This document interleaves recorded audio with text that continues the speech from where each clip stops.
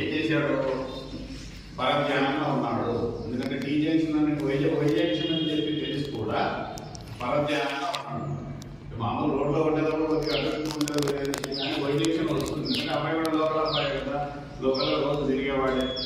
కానీ పరధ్యానంగా ఉన్నాడు. అంటే మనం నేను చూడలేదు కాబట్టి నేను చెప్పడం కరెక్ట్ కాదు. బట్ ఫోన్ మాట్లాడుతూ ఉన్నాడో లేదా అంటే ఇంకా ఏం చేస్తున్నాడో నాకైతే తెలియదు. బట్ ఖచ్చితంగా తాగలేదు, మాత్రమే కన్ఫర్మ్ చేసుకున్నాం. సో కేవలం పరధ్యానంగా ఉండడం వల్ల, వైజంక్షన్ నుంచి చూసుకోకపోవడం వల్ల, బండి కట్ చేయడంలో అప్పటికప్పుడు చూసుకుని హడావుడిగా బండి కట్ చేయడంతో బండి కంట్రోల్ తప్పి రోడ్డు పక్కనే ఉండడం సరైనది.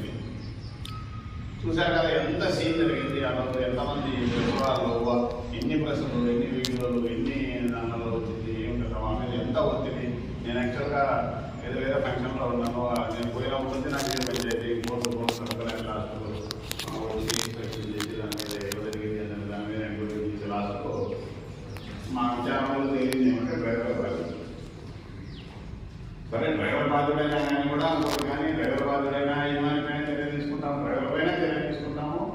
ఇప్పుడు ముఖ్యంగా మనలో డ్రైవర్ లైసెన్స్ సస్పెన్షన్ కోసం మనం ఇమీడియట్గా లెటర్ రాయిపోతున్నాము. 5 ప్రాసెస్లో ఉంది. అట్లే యజమాన్యాన్ని మీద కూడా తగిన చర్యలు తీసుకోమని చెప్పి మనం విద్యాశాఖలో కూడా లెటర్ పెట్టాము.